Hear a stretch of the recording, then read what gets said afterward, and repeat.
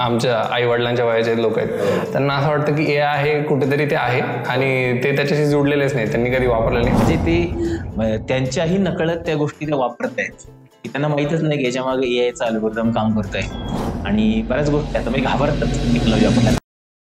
DeepSeek जसं आलं, एनव्हिडिया वगैरे त्यांचे स्टॉक्स कमी गेले होते, याचं काय रिलेशन होतं? म्हणजे याचा अर्थ इथून पुढे जीपीयूची तुम्हाला गरजच पडणार नाही असं जर लोकांना समजलं तर एनव्हिडिया जीपीयू कशाला घेतील. त्यामुळे एनव्हिडिया खाली पडले, एकमेकांवर वरचढ करायचं काम अशाच पद्धतीने एक प्रकार चाललेलं आहे. अजून एक कॉन्सेप्ट मी ऐकला होता कुठेतरी की AI हॅल्युसिनेशन, ते हॅल्युसिनेट करतात AI असं काहीतरी, त्याला काहीतरी विचारलं आणि मग ते भलतंच बोलायला लागतं. हे काय विषय आहे? दोन्ही खूप वेगवेगळी फाटा फुटलेली असते त्याच्यामध्ये, तर त्या फाट्यांमधलं कोणतं उत्तर त्याला बरोबर आहे त्याला कळतच नाही. त्या केसमध्ये हॅल्युसिनेशन त्याला समजत नाही, त्याच्यातलं उत्तर नाही शोधायचं. AI मुळे माणसांच्या नोकऱ्या जातील. आता मला असं विचारायचं की AI मुळे माणसांच्या नोकऱ्या गेल्या आहेत का आतापर्यंत? गेलेल्या आहेतच आणि जाऊ शकतील सुद्धा. म्हणजे मागच्या 100 वर्षामध्ये 80% जॉब हे गेले. नमस्कार मित्रांनो, इतक्यात AI बद्दल पण फार ऐकतोय ना, आणि पाहता पाहता AI आयुष्याच्या प्रत्येक टप्प्यात आलंय. ते मी ईमेल्स बनवतं, मेसेजेस बनवतं, इमेजेस बनवतं, व्हिडिओज बनवतं, म्हणाल तर ते कविताही लिहून देतं. बरं, AI एवढं सगळं करतं आहे, माणसाची गरज कुठे आहे? पुढचं भविष्य कसं असणार आहे? या गोष्टी विचार करून मला स्वतःला जरा अस्वस्थ होतं.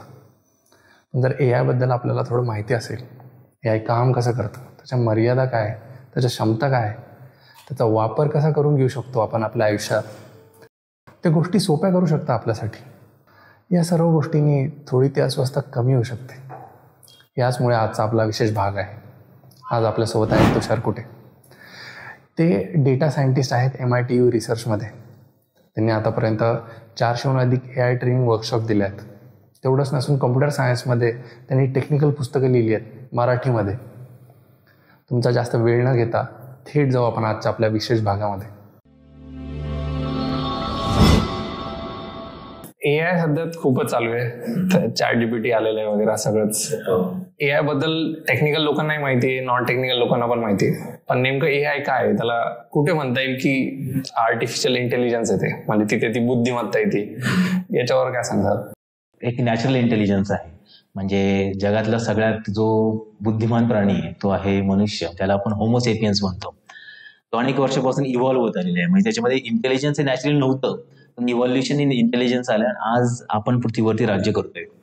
तर हे जे इंटेलिजन्स आहे हे करण्यासाठी आपल्याकडे खूप मोठ्या प्रमाणात मनुष्यबळ आहे, पण मग तेही बऱ्याचदा असं कमी पडतं किंवा त्याच्यामध्ये बरीचशी एनर्जी वेस्ट होते, म्हणजे आपण त्याच्या ऊर्जा वाया घालवतो. मग हे करण्यासाठी कॉम्प्युटरची अशी टेक्नॉलॉजी जी ह्युमन इंटेलिजन्स जे आहे ते मशीनकडून करून घेईल, म्हणजे कॉम्प्युटर सिस्टमकडून करून घेईल. याला आर्टिफिशियल इंटेलिजन्स म्हणतात.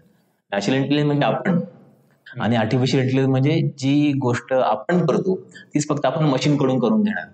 मग आपण काय करतो, आपण बऱ्याच गोष्टी करत असतो. आपण त्याचा जर तुम्ही लॉजिकली विचार केला तर आपण काय काय करतो, आपण विचार करू शकतो, आपण निर्णय घेऊ शकतो, आपण कोणतीही समस्या सोडवू शकतो. याच्या व्यतिरिक्त आपण बघू शकतो, आपण त्याच्यामध्ये काय चाललंय हे बघू शकतो, किंवा एखादी गाडी चालली त्याचं स्पीड मोजू शकतो. आपल्याला समजेल आता ह्या रूम मध्ये किती टेम्परेचर हे पण मला समजतं, अंदाजन ते कळतं, सगळं करतं. म्हणजे आपल्याला ज्या सेन्सेस आहेत, जे आपल्याकडे 5 ज्ञानेंद्रिय आहेत, याच्याद्वारे आपण बऱ्याचशा गोष्टी शिकतो आणि त्याच्यामधून हे प्रॉब्लेम सॉल्व्हिंग असेल, वेगवेगळ्या समस्या सोडवू शकतो, किंवा आपण फिजिकल ऍक्टिव्हिटी करू शकतो, आपण धावतो, आपण चालू शकतो, आपण जम्प करू शकतो, किंवा आपण काही करू शकतो. ह्या सगळ्या गोष्टी मला कम्प्युटर सिस्टीमच्या अल्गोरिदमने करायच्या आहेत. तर त्यासाठी जे लागणार आहे, जी टेक्नॉलॉजी लागणार आहे ती आहे आर्टिफिशियल इंटेलिजन्स. थोडक्यात ते ह्युमनचा ब्रेन कुठेतरी ते सिम्युलेट केल्यासारखं. हो, ब्रेन तर आहेच आहे, पण ब्रेन बरोबर आपण बाकीच्या ऍक्टिव्हिटीज पण त्याच्यामध्ये येणार आहे. ब्रेन तर आहे ब्रेन, कारण ब्रेन मेन पार्ट आहे आपला, आणि तो आपण अल्गोरिदम मध्ये टाकला की अल्गोरिदम पण तसंच काम करेल जे आपण करू शकतो. याला म्हणजे असं एक सारांश म्हणून आपण आर्टिफिशियल इंटेलिजन्स म्हणू शकतो की अशा पद्धतीने ते काम करतं. परंतु ते करण्यासाठी एकच टेक्नॉलॉजी आहे असं नाही, त्याच्या आतमध्ये बऱ्याचशा गोष्टी येतात. म्हणजे एक कम्प्युटर विजन आहे, जे आपण बघतो त्याच्यातून ज्या गोष्टी शिकतो त्याला कम्प्युटर विजन म्हणतात. ज्या गोष्टी आपण ऐकतो किंवा ज्या बोलू शकतो त्याला नॅचरल लँग्वेज प्रोसेसिंग म्हणतात. किंवा आपण अनुभवातून शिकतो आणि त्याच्यानुसार आपण पुढे निर्णय घेऊ शकतो, त्याला मशीन लर्निंग म्हणतात. किंवा आपला जो मेंदू आहे तो कसा काम करतो, तो इनपुट कसा घेतो 5 ज्ञानेंद्रियामधून, त्याच्यानुसार निर्णय कसा घेतो, हे करण्यासाठी जी टेक्नॉलॉजी आहे त्याला डीप लर्निंग म्हणतात. तर अशा वेगळ्या वेगळ्या टेक्नॉलॉजीचं बंडल आहे आर्टिफिशियल इंटेलिजन्स. मग तुम्हाला एआय जर खरोखर म्हणजे समजून घ्यायचं असेल तर ह्या सगळ्या टेक्नॉलॉजी आहे कशा वर्क करतात हे त्याच्यामध्ये समजून घ्यायला जास्त महत्वाचं आहे. ओके. समजा आता एखादा एआय जर जे कॉलेजमध्ये नाही शाळेमध्ये असं 7th 8th मध्ये त्यांना जर कधी एआय समजवायचं आपल्याला की कसं समजवता येईल? नाही, कसं असतं आता हा प्रश्न आम्ही पण बऱ्याचदा सोडवायचा प्रयत्न केला की कारण पुढचं जे हे आर्टिफिशियल इंटेलिजन्स राहणार आहे, मग आपण जर लहान मुलांपासूनच त्यांना एआय म्हणजे काय असतं हे जर आपण सांगायला किंवा शिकवायला सुरुवात केली तर ते नेहमीच आपल्या सोयीचं त्यांच्या सुद्धा फायद्याचं ठरणार आहे. पहिली गोष्ट एआय काय आहे समजण्यासाठी आपण त्यांना त्याचे जे टूल्स आहेत सगळ्यात पहिले ते कसे वापरायचे हे सांगू शकतो. समजा तुम्ही ChatGPTचं उदाहरण घेतलं, एखाद्या मुलाला एखादा प्रश्न पडला, काहीतरी किचकट प्रश्न असेल तर तो ChatGPTचा वापर करून काढू शकतो. मग त्याला आपण हे सांगू शकतो की हा कम्प्युटर सिस्टीम आहे, हे मशीन आहे, अल्गोरिदम आहे आणि तो उत्तर देतोय आपल्याला. म्हणजे याच्यामध्ये कोणी माणूस कुठे बसलेला नाहीये तिकडे एकदा तुम्हाला उत्तर देणार आहे. हे समज सुरुवातीला सांगितलं तुम्ही की हे याला म्हणतात आर्टिफिशियल इंटेलिजन्स, की हे मशीन उत्तर देते. आणि मग त्याच्यानंतर मग आपण थोडं असं करत करत एक प्रोग्रामिंग त्यांना सांगितले की हे कसं केले नक्की, याच्यामागे काय लॉजिक आहे, प्रोग्रामिंग कोणती लँग्वेज वापरली जाते, त्याच्यानंतर त्याच्यामध्ये जे आता मी टेक्नॉलॉजी सांगितल्या त्या कशा वापरल्या. पुढे रोबोटिक्स आहे. तर बऱ्याच जणांना असं वाटतं की आर्टिफिशियल इंटेलिजन्स म्हणजे फक्त रोबोटिक हा त्याचा पार्ट आहे. म्हणजे बऱ्याच जणांना आर्टिफिशियल इंटेलिजन्स म्हटलं की असं वाटतं काहीतरी एक रोबोट येणार तो आपले सगळे कामं करणार असंच काहीतरी वाटत. इव्हन आमचं सुद्धा असंच होतं. म्हणजे मी 2005 मध्ये पासआउट झालो. आम्हाला आर्टिफिशियल इंटेलिजन्स सब्जेक्ट होता पण तो इलेक्टिव्ह म्हणून होता शेवटच्या वर्षी. आणि त्यावेळेस एआय म्हणजे काही एवढं काही जास्त नव्हतं. आम्हाला सुद्धाच वाटायचं की आर्टिफिशियल इंटेलिजन्स म्हणजे असा एक रोबोट आहे आणि तो रोबोट आपली कामं करतो सगळे, आपण जे सांगू ते त्याला म्हणतात आर्टिफिशियल इंटेलिजन्स. पण तसं नाहीये. आर्टिफिशियल इंटेलिजन्स म्हणजे रोबोट हे एक प्रोडक्ट आहे.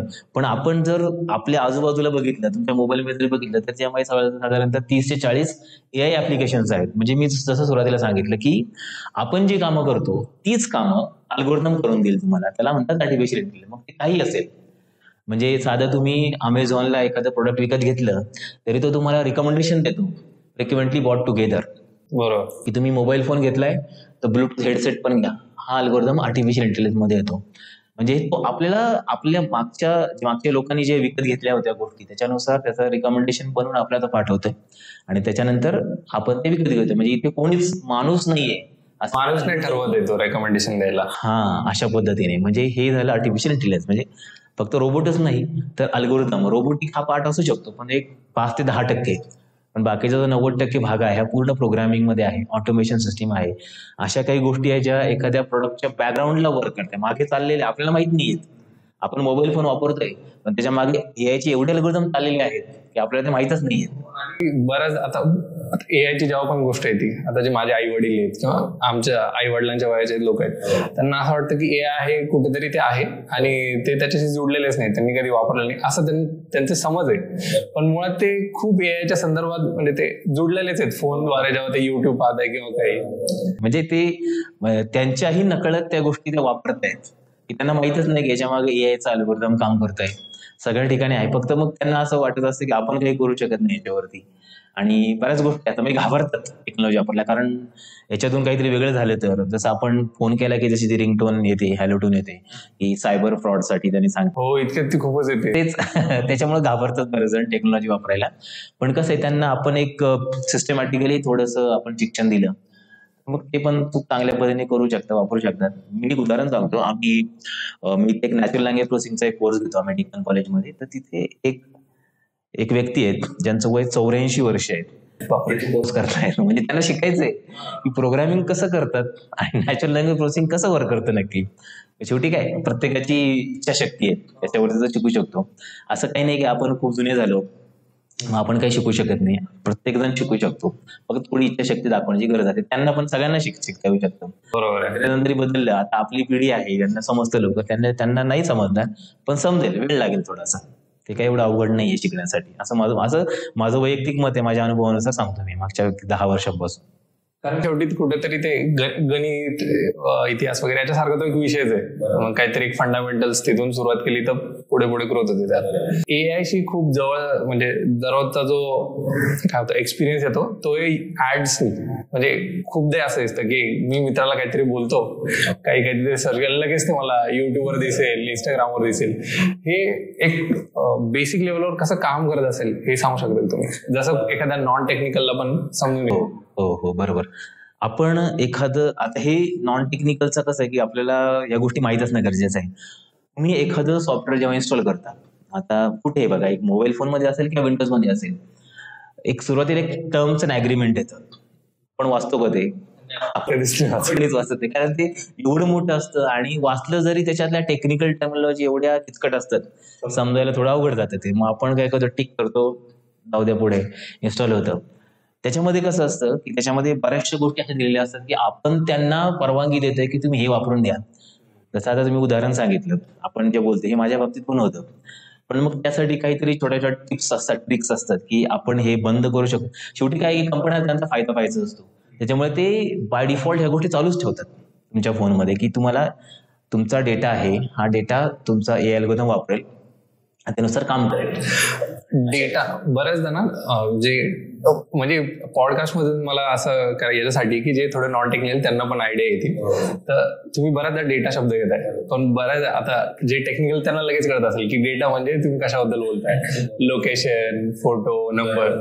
तर हे थोडंसं तुम्ही स्पेसिफाय केलं की नेमका ऍप्लिकेशन डेटा घेतात म्हणजे ते काय करतात. हा, तर डेटा म्हणजे काय सगळ्यात पहिल्यांदा सांगतो मी. डेटा म्हणजे अशी कोणतीही माहिती जी तुमच्या मोबाईलमध्ये साठवलेली आहे, किंवा ती एका मोबाईलमध्ये दुसऱ्या मोबाईलमध्ये जातीये, किंवा ती तुमच्या कॉम्प्युटरमध्ये साठवलेली कोणतीही माहिती जी तुम्ही डाउनलोड करताय किंवा अपलोड करताय, काहीही असेल, आपला मोबाईल नंबर झाला, ऍड्रेस झाला, सगळं लोकेशन झालं, फोटोज वगैरे, आपण इंस्टाग्रामवर जे फोटोज टाकतो, आपण कधीतरी एखादा व्हिडिओ अपलोड केलेला आहे, आपण कोणता व्हिडिओ पाहिला, कोणतं काहीतरी विकत घेतलं, असं हे सगळं. बरोबर, हे सगळं मिळून डेटा तयार होतो. डेटा हा रॉ फॉर्मॅटमध्ये असतो. आता मी मुलांना शिकवताना पण एक गोष्ट नेहमी सांगतो की data is fuel of current generation technologies. म्हणजे ह्या डेटावरती सगळं चाललेलं आहे. तुम्ही जे जे काय करताना, तुमचा मोबाईल फोन वापरताना, मी जरी स्वाईप केलं, मग एका ठिकाणी गुगलला क्लिक केलं, समजा मी आज एक मॅच चालू आहे IPLची, तिचा स्कोअर बघितला, त्याच्यावरती कुठे क्लिक केलं, स्कोअर कार्ड बघितलं, कोणत्या प्लेअरवरती क्लिक करून त्याचा स्कोअर बघितला, या सगळ्या गोष्टी त्या रेकॉर्ड होतात. डेटा, त्याला सगळ्यांना डेटा म्हणतात. काहीही जे तुम्ही करणार आहात आणि सगळं काही डेटा. बरोबर. आणखी एक गोष्ट मी सांगतो, म्हणजे हे पण मी बऱ्याचदा सांगत असतो की Google knows you better than you. म्हणजे गुगल तुम्हाला तुमच्यापेक्षा चांगलं ओळखतं, कारण तुम्ही जे जे काय करता तुमच्या मोबाईल फोनमध्ये ते सगळं गुगलला माहिती आहे. कारण गुगलच्या अकाउंटचे तुमचा मोबाईल चालूच होत नाही, अँड्रॉइड मध्ये अकाउंट लागतं तुमचं. आणि याला पण सुविधा आहेत ना, म्हणजे जसं मी सांगितलं, कंपन्या त्यांचा फायदा बघतात. हे सगळं तुम्ही बंद करू शकता. तुमच्या सेटिंग मध्ये सगळ्या गोष्टी असतात की कोणाला कशाचा ऍक्सेस द्यायचा, कशाचा नाही, मायक्रोफोनचा ऍक्सेस द्यायचा का, कॅमेराचा ऍक्सेस कोणाला द्यायचा, किंवा तुमच्या SD कार्डचा ऍक्सेस कोणाला, हे सगळं दिलेलं असतं ते, पण ते आपल्याला बऱ्याचदा माहित नसतं, आपण ते बंद करत नाही. मग याने काय होतं की तुमचा जो डेटा आहे, तुम्ही ज्या काही गोष्टी करता मोबाईल मधून, त्या सगळ्या गुगलला जातात, आणि मग ते त्याचा वापर त्यांच्या AI अल्गोरिदमचा म्हणजे मोठा करण्यासाठी वापरत असतात. आणि त्यातूनच या सगळ्या गोष्टी गुगल आणखी फायदा घेतं, चांगले अल्गोरिदम तयार करतात, आणि त्या अल्गोरिदमनुसार मग त्यांना स्वतः काही करायची गरज नाही. AI अल्गोरिदम आहे, तो स्वतः सगळं कामं करतोय, स्वतः तुम्हाला रिकमेंडेशन देतो, स्वतः तुम्हाला जाहिराती दाखवतो, तुम्हाला असं वाटतं की हा, हे प्रोडक्ट तुम्हाला उपयोगाचं आहे. आपल्याला कळत नाही, ते गुगलने ऍड दाखवल्यामुळे आपण घेतोय. बरोबर. फेसबुकला सुद्धा असं बऱ्याचदा होतं. म्हणजे बऱ्याचशा अशा कंपन्या आहेत ज्या फेसबुकच्या मार्केटिंग मधूनच बराचसा पैसा कमवतात. आणि इव्हन याला पण, युट्यूबला सुद्धा आपण ज्या गोष्टी करतो त्या युट्यूबला पण ऍड कशात दिसतात.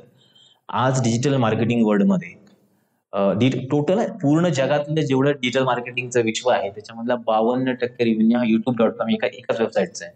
बापरे. एवढा रेव्हेन्यू त्यांनी फक्त कशातून, ऍडव्हर्टाइजमेंट मधून. आणि त्या ऍड्स कशा, त्या रिकमेंडेशन सिस्टीम, तुम्ही जे बघता व्हिडिओज किंवा जे काय आपण करतो गुगल मधून, मोबाईल फोन मधून, त्या सगळ्यांचा डेटा वापर करून ते रिकमेंडेशन सिस्टीम व्हिडिओ दाखवतात तुम्हाला. जिथे पण गुगल मी साइन ऑन करतो ते सगळं है ना, सगळ्या ठिकाणी. म्हणजे फक्त गुगलच नाही, तुम्ही गुगल क्रोमला जरी, आता गुगल क्रोम हा जगातला सगळ्यात लोकप्रिय वेब ब्राउझर आहे, तिथे जरी तुम्ही काही सर्च केलं तिथे फक्त एक फॅसिलिटी आहे की तुम्ही इनकॉग्निटिव्ह टॅबमध्ये करू शकता, की तो डेटा नाही तो वापरत. पण जनरली त्याच्याबद्दल कोणाला काही माहित नसतं, माहितीच नाही इनकॉग्निटिव्ह मोड काय आहे. असं. मग त्याच्यामुळे हा डेटा वापर करून ते त्याला कशात कन्वर्ट करतात, रिव्हेन्यू फॉर्मॅट, मॉनिटरी व्हॅल्यू. डेटाला व्हॅल्यू आहे जे आपल्याला माहित नसते, पण ती कंपन्या बरोबर ओळखून त्याचा वापर मॉनिटरी कन्व्हर्जन मध्ये करत असतात. एवढी व्हॅल्यू डेटाची सध्या आपण जे टेक्नॉलॉजी वापरतो त्याच्यामध्ये. म्हणजे थोडक्यात आपण युट्यूब, ईमेल जे सगळं फ्री वापरतो ते आपण फ्री वापरत नाही, आपला डेटा देतो त्यात. नाही, मी हा प्रश्न सगळ्या ठिकाणी विचारतो की तुम्हाला काय वाटतं की कंपन्या तुम्हाला ह्या गोष्टी फ्री का देत असतील? त्यांच्याकडे एवढा पैसा आहे का? त्याच्यामागे त्यांचा काहीतरी सुप्त हेतू आहेच आहे. बरोबर आहे. हे जे आता मी सगळं सांगितलं हे त्याच्या मागचंच आउटपुट आहे की त्यांना तुमचा डेटा मिळतो आणि त्यांचे अल्गोरिदम आणखी मोठे करण्यासाठी, स्ट्रॉंग करण्यासाठी त्याचा वापर केला जातो. आणि मग आता अल्गोरिदम हा शब्द बराचदा आला, आणि अल्गोरिदम सध्या चॅट जीपीटी हे खूप फेमस आहे. थोडक्यात चॅट जीपीटी सांगा की चॅट जीपीटी काय आणि कसं ते खूप मोठं होतंय सध्या. जसं मी मगाशी आर्टिफिशियल इंटेलिजन्स सांगितलं की त्याच्या वेगवेगळ्या शाखा आहेत. त्याच्यामधली एक आहे नॅचरल लँग्वेज प्रोसेसिंग. म्हणजे कसं की आपण ज्या गोष्टी बोलतो, आता आपलं जे आता इथे संभाषण चाललेलं आहे हे नॅचरल लँग्वेज मध्ये, म्हणजे नैसर्गिक भाषा आहे. आपण मनुष्य प्राणी जी भाषा बोलतो ती झाली नॅचरल लँग्वेज. पण ही भाषा संगणकाला समजत नाही. त्यांना हे समजणारच नाही आपण काय बोलतो, कारण त्यांची भाषा वेगळी. त्यांची भाषा पण ती बायनरी आहे. हे सगळ्यांना माहित असतं की ते 0101 फॉर्मॅटमध्ये त्यांची भाषा असते. मग आता हे संगणकाला समजून कसं सांगायचं, त्यासाठी मग नॅचरल लँग्वेज प्रोसेसिंगचा वापर केला जातो. त्याच्यामध्ये काय होतं की आपली जी भाषा आहे ती संख्यात्मक रूपामध्ये मांडली जाते आणि मग त्याला त्या गोष्टी समजतात आणि मग तो पुढे काम करतो. आता चॅट जीपीटी जे आहे, चॅट जीपीटी एआयचं प्रोडक्ट आहे. जसं मी सांगितलं की त्याला प्रत्येकाला डेटा लागतो. मग डेटा दिला की त्यातून तो शिकतो. आता समजा एक उदाहरण घ्या की एखादा विद्यार्थी आहे जो एमपीएससीची तयारी करतोय. समजा त्याला एक पुस्तक दिलं मी एमपीएससीचं, तर मग तो पूर्ण वाचणार सगळ्या काही एमपीएससी पूर्ण पुस्तक वाचलं, मग 200-300 पानांचं आहे. आणि मग मी त्याला प्रश्न विचारणार एखाद्या टॉपिकवरती की तुला काय वाटतं, म्हणजे एखादी गोष्ट झाली होती इतिहासामध्ये, समजा हैदराबादचा रणसंग्राम झाला होता, त्याच्याबद्दल तुला काय वाटतं. मग तो जे वाचलंय त्याच्यातून तो काहीतरी सारांश काढेल, आपल्याला सांगेल की हा असं झालं होतं आणि त्याच्यामध्ये ह्या गोष्टी होत्या. किंवा भारत जेव्हा स्वतंत्र झाला त्यावेळेस मग भारताची फाळणी झाली, जेव्हा तुझं काय मत आहे ते त्या पुस्तकात होतं, स्वतःचं मत मांडेल. हे त्याला केव्हा समजलं? त्याला ते पुस्तकातून वाचल्यानंतर समजलं. म्हणजे त्याला जे ज्ञान दिलं होतं किंवा त्याने जे ज्ञान ग्रहण केलं होतं त्यातून त्यांनी माहिती दिली. चॅट जीपीटी काय? चॅट जीपीटी हेच आहे. चॅट जीपीटीला जगातला सगळा डेटा हा इनपुट म्हणून दिलेला आहे. सगळा डेटा जवळपास. त्याच्यावरती बऱ्याच केसेस पण झाल्यात की त्यांनी असे प्रश्न विचारलेत की ज्याची माहिती जगात कुठेच उपलब्ध नाहीये, जी एका ठिकाणी आहे त्याचा ऍक्सेस कोणालाच नाहीये. म्हणजे हा सगळा डेटा त्यांनी त्याला इनपुट म्हणून दिलेला आहे शिकण्यासाठी, की तू हे वाच, हे शिक, की हे नक्की काय, कुठे कुठे काय काय, सगळ्या भाषांमधलं सगळा डेटा दिलेला आहे. इंग्रजी भाषा घेतली, इंग्रजी भाषेचे खूप सारे ग्रंथ वगैरे सगळे दिले, त्याला वाचायला लावले आणि त्याला समजायला लावलं की बाबा ह्या लाईनीचा अर्थ काय. मग त्यांनी ते खूप शिकल्यानंतर मग त्याला आपण म्हणतो की टेल मी युअर नेम. मग त्याला ते कळतं की टेल मी युअर नेमचा अर्थ काय. बरोबर. अशाच पद्धतीने म्हणजे हे मशीन लर्निंग आहे. जे मशीन लर्निंग म्हणजे काय असतं की आपण कसं शिकतो, आपण अनुभवातून शिकतो, तर तसंच चॅट जीपीटी त्याच्या अनुभवातून शिकलाय. त्याला अनुभव डेटा आपण दिलेला आहे, त्यातून तो शिकला आणि त्याच्यातून त्याला उत्तरं कशी द्यायची हे समजलं आणि मग तो उत्तर द्यायला लागला. आणि अजून सुद्धा जसं जसं नवीन आवृत्त्या येतात ना चॅट जीपीटी, त्यांना नवीन डेटा दिला जातो. नवीन म्हणजे इव्हन आता हे चॅट जीपीटीच्या बाबतीत थोडंसं मागे तुम्ही जर गुगलचं जेमिनी आहे बघितलं तर एकदम अपडेटेड असतं. काल जी घटना घडली ना त्याच्यावर जरी तुम्ही त्याला विचारलं ना तरी तो उत्तर काढतो. त्याला ऑटो रिग्रेसिव्ह लर्निंग असं म्हणतात, की तो प्रत्येक गोष्ट त्याच्यात ऍड करत राहतो आणि तो त्याला मॉडिफाय करत असतो. त्याचं हे स्ट्रक्चर तसं बनवलेलं आहे. आणि मग नवीन गोष्टी आली की तो ऍड करतो, मग त्याची माहिती पण त्याला होते आणि मग तुम्ही त्याच्यावरती प्रश्न विचारला की तो त्यानुसार तुम्हाला उत्तर देऊ शकतो. म्हणजे माणसाची जी शिकण्याची क्षमता आहे तशाच पद्धतीची क्षमता या चॅट जीपीटीला किंवा तशा प्रकारच्या मायक्रोसॉफ्टचं को पायलट आहे किंवा आता डीपसीक आलं. ते डीपसीक पण खूप फेमस झालं होतं. डीपसीक आणि चॅट जीपीटी, म्हणजे डीपसीक जसं आलं एनव्हिडिया वगैरे त्यांचे स्टॉक्स कमी गेले होते, याचं काय रिलेशन होतं की ते कसं काय? हा, ऍक्च्युली कसं आहे माहिती आहे, आता एक विचार करा की आता तुमचं इथे कम्प्युटर आहे, तुम्ही खूप मोठ्या प्रमाणात डेटा तिथे वापरायला लागलात. समजा खूप मोठ्या प्रमाणात डेटा वापरायला लागलात तर ही शक्यता आहेच आणि असं होणारच आहे की त्याचा जो वेग आहे तो कमी होणार आहे. बरोबर आहे. एक वेळ अशी येईल की तुमचा कम्प्युटर हँग होऊन जाईल, कारण त्याची क्षमता संपणार आहे तिथे. आता जसं मी सांगितलं, चॅट जीपीटी मध्ये जर एवढ्या मोठ्या प्रमाणात डेटा आहे तर त्याला प्रोसेसिंग पॉवर पण तेवढी लागते. मग याच्यासाठी काय पर्याय आहेत? 2 गोष्टी असतात, सीपीयू आणि जीपीयू. सीपीयू म्हणजे तुमच्या सिस्टीममध्ये जसं मायक्रो प्रोसेसर, तो सीपीयू, त्याच्यामध्ये पण तेवढी क्षमता असते. दुसरा आहे जीपीयू. जीपीयू म्हणजे ग्राफिक प्रोसेसिंग युनिट. हा पण आजच्या लॅपटॉपमध्ये असतो, जे गेमिंग लॅपटॉप असतं त्याच्यामध्ये. तर ह्या दोघांमध्ये फरक काय आहे की सीपीयू हा खूप जास्त पॉवरफुल असतो आणि जीपीयू एवढा पॉवरफुल नसतो. पण जीपीयूचं कसं आहे की त्याला प्रोसेसिंग पॉवर मात्र असते आणि जीपीयू हे 64च्या पॉवरमध्ये, म्हणजे जवळपास 64, 128, 256 एवढे जीपीयू असतात एका चिपमध्ये पर्टिक्युलरली. तर तुम्हाला एवढ्या मोठ्या प्रमाणात डेटा हँडल करायचा असेल तर तुम्हाला जी प्रोसेसिंग पॉवर तर लागणार आहे, तेवढ्या क्षमतेचे सीपीयू जीपीयू लागणार आहेत. मग चॅट जीपीटीने काय केलं की एनव्हिडियाचे जे जीपीयूज आहेत ते वापरले एवढे प्रोसेसिंग पॉवर. म्हणजे ते चॅट जीपीटी बनवायला जे प्रोसेसिंग होत आहे ते सगळं त्या एनव्हिडियाच्या चिप्सने, आणि ते पॅरलली होतं. असं नाही आता आपण इथे एक कम्प्युटर असेल तर एकामध्ये सिक्वेन्शियली होतं एकच सिस्टीम, पण तुम्हाला एवढा डेटा वापरत असेल त्याला तेवढे प्रोसेसर तेवढे जीपीयू पॅरलली वापरावे लागतात. आता समजा ते 1000, 2000 किंवा लाखावधी जीपीयू वापरले असतील हे करण्यासाठी. ठीक आहे, चॅट जीपीटी तयार केले यांनी. मग त्यांनी सांगितलं की तुम्हाला असं बनवायचं असेल तर मग हे जीपीयू घ्या आणि असा आर्किटेक्ट तयार केला. त्याला लार्ज लँग्वेज मॉडेल म्हणतात. लार्ज लँग्वेज मॉडेलची रिक्वायरमेंट असते की तुमच्याकडे तेवढे जीपीयू असले पाहिजेत. डीपसिकनी काय केलं, डीपसिकनी तसंच प्रोडक्ट तयार केलं, पण त्यांनी जीपीयू वापरलेच नाही एवढे. एकदम चॅट जीपीटीच्या 1 ते 2% प्रोसेसिंग पॉवर मध्येच त्यांच्याच तोडीचं सॉफ्टवेअर तयार केलं.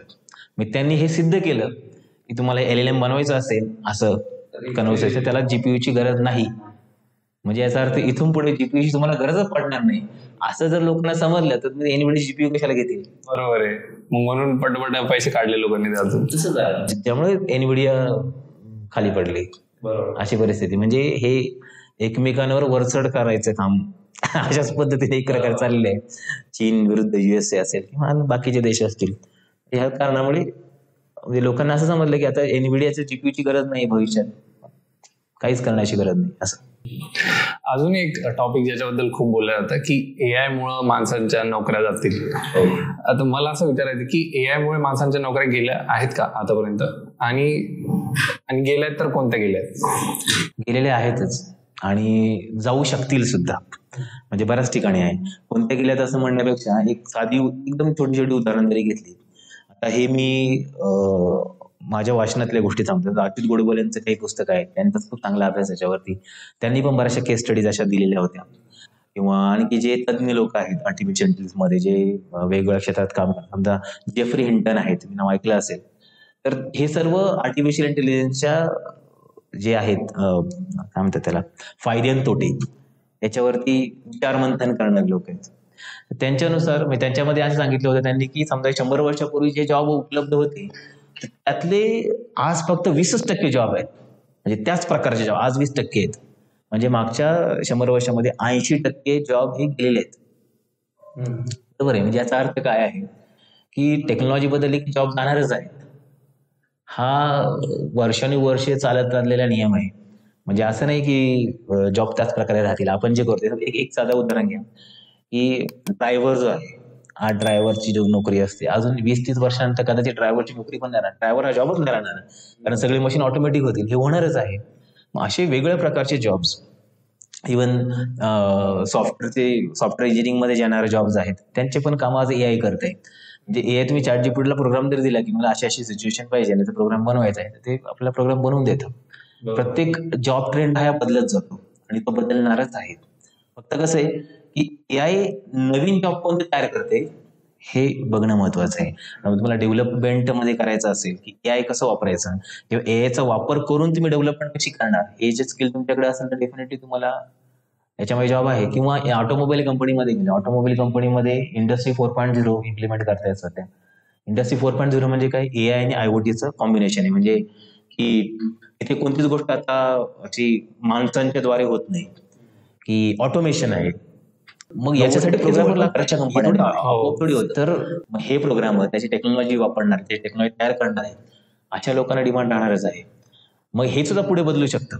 असं नाही, जॉब ट्रेंड हा बदलतच असतो.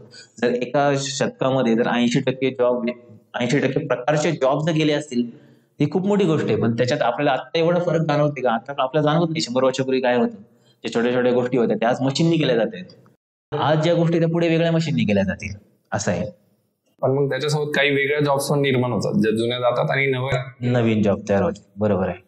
एआयनी गेल्या जेव्हा म्हणतो आपण जॉब्स, असं झालंय का की एखाद्या व्यक्तीला जर एखादी गोष्ट, एखादं काम करायला 4 लोक लागत होती, तिथं आता एकच लागतो. बरोबर आहे. तसं ते 3 जॉब गेले.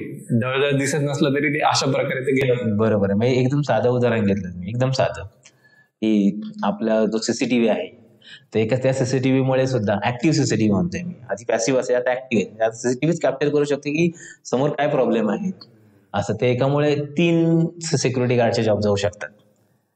बरोबर ना? म्हणजे 3 शिफ्ट मध्ये समजा काम करणार आहे असेल तर एक सीसीटीव्ही काम करतोय, बरोबर, त्याच्यावर जाऊ शकतात. म्हणजे असं माझ्याकडे असं उदाहरण नाहीये पण जाऊ शकतात.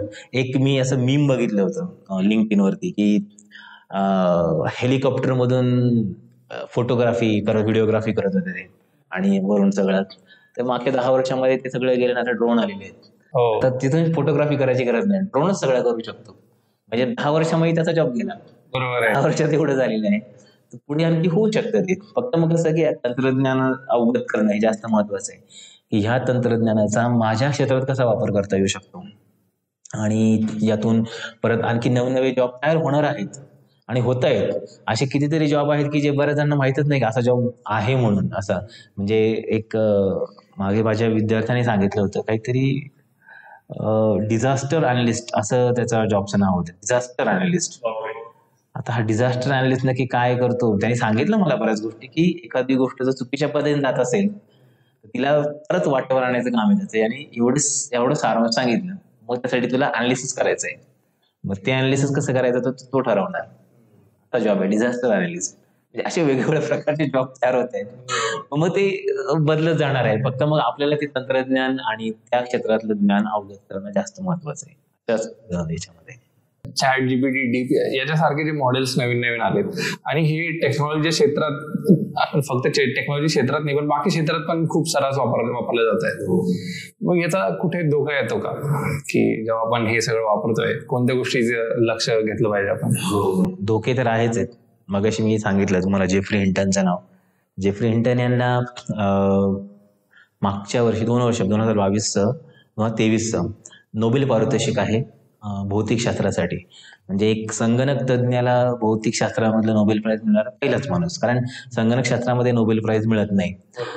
तर ते गुगलमध्ये काम करत होते आणि गुगलमध्ये गुगल AI जे गुगल ब्रेन असं नाव होतं त्याचं 2012 मध्ये त्यांनी स्थापना केली गुगलची. ते प्रमुख होते त्यावेळेस. त्यानंतर गुगलने AI मध्ये काम केलं. आता त्याचं गुगल ब्रेन असं नाव आहे.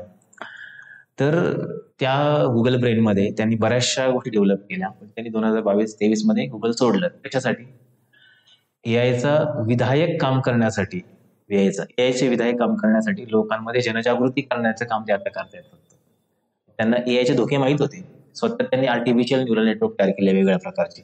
त्याचाच वापर करून आज एवढे डेव्हलपमेंट होती आर्टिफिशियल इंटेलिजन्स मध्ये. पण त्यांना हे समजलं की याचा वापर खूप चुकीच्या पद्धतीने होऊ शकतो. आणि असं सगळ्या मोठ्या लोकांचं मत आहे. म्हणजे स्टीफन हॉकिंग जेव्हा होते तेव्हा त्यांनी असं सांगितलं, एक स्टेटमेंट आहे त्यांचं, की artificial intelligence is the last innovation done by human being. म्हणजे याच्यानंतर जे इनोव्हेशन होतील ना ते एआयच करतील, असं स्टीफन हॉकिंग यांनी सांगितलं होतं. म्हणजे हे धोक्याचा भाग झाला. धोके तर भरपूरच आहे. अजूनही ज्यावेळेस आर्टिफिशियल इंटेलिजन्स शिकवलं जातं इंजिनिअरिंगच्या मुलांना, तर त्यांना एक विषय असतो एआय इथिक्स म्हणून. म्हणजे एआयचा वापर चांगल्या पद्धतीने कसा करायचा, याचे धोके कसे ओळखायचे, चुकीचा वापर कसा करायचा नाही हे त्यांना शिकवलं जातं. हे एकदम सुरुवातीच्या स्तरावर आहे, पण याची खूप चांगल्या मोठ्या स्तरावर नेण्याची गरज आहे. कारण असे बरेचसे उत्पादनं आता तयार होत आहेत, झालेले आहेत, की जे तुमच्या माहितीचा वापर चुकीच्या पद्धतीने करतायत किंवा तुम्हाला तुमच्या नकळत तुमची माहिती वापरतायत किंवा त्याचा वापर करून आणखी काहीतरी वेगळे प्रोडक्ट तयार करताय की ज्याची तुम्ही डिलीट बदलू शकते किंवा असं काहीतरी त्यांच्याकडे माहिती साठा गेला ना मग ते काही करू शकतात. जसं अनुभव होतं तशाच पद्धतीने आहे. काही धोके भरपूर आहेत, प्रत्येक क्षेत्रात धोके आहेत. फक्त कसं आहे की सगळ्या देशांनी मिळून किंवा सगळ्यांनी मिळून एकत्रित ठरवून त्याची दिशा ठरवणं गरजेचं आहे, पण ते अजून होत नाहीये. प्रत्येक जण स्पर्धेच्या मागे लागलेला आहे. पटकन यायचा प्रत्येकाला. म्हणजे ओपन एआयचं जेव्हा ChatGPT आलं ना, तेव्हा सगळे जणांचे धाबेदार आणले होते की आता आम्ही मागे कसं काय. मायक्रोसॉफ्टने चालू केलं काम, गुगलने, म्हणजे काम त्यांचं चालूच होतं. पण जोरात चालू केला. म्हणजे त्यांना वाटलं की आपली कंपनी एवढी मोठी आहे आणि आपण मागे कसं काय. स्पर्धा चालू आहे, पण त्याच्यामध्ये अजूनही इथिकल कन्सिडरेशन जे आहेत, म्हणजे विधायक पद्धतीने याचा वापर कसा करायचा हे याचा विचार कोणी करताना दिसत नाहीत. जे आहेत त्यांना आपण एआयचे समाज सुधारक म्हणून जेफ्री हिंटन सारखे तेच लोक काम करतायत. पण कसं आहे, प्रत्येकाला स्पर्धेमध्ये पुढे जायचंय. आता मागच्याच महिन्यात भारताने पण जाहीर केलं की आम्ही पण आमचं प्रोडक्ट करणार आहे. म्हणजे भारताचा जो DIT आहे, डिपार्टमेंट ऑफ इन्फॉर्मेशन टेक्नॉलॉजी, त्यांनी पण सांगितलं की आपण जसं चायनाने त्यांच्या कंपनी बनवलं तसं आपण पण करणार आहे. ठीक आहे, स्पर्धा चांगली आहे, पण ही स्पर्धा अजूनही एका चुकीच्या वळणामध्ये जाऊ शकते.